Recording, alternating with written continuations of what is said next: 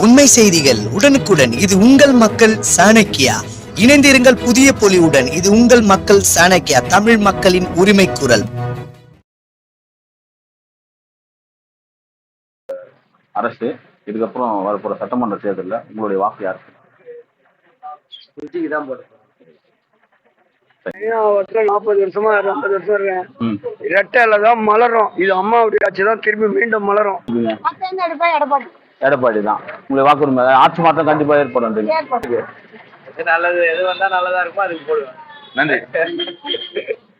ஆட்சி இருந்தனால மறுபடியும் அதே ஆட்சி நீங்க தேர்ந்தெடுங்க. திமுக தான், வேற யாரும் இருக்கா சொல்லுங்க. அவங்க வந்து விசில் நம்ம புதிய உதயசூரியன் தான். அந்த காலத்துல இருந்து இந்த காலம் வரையில்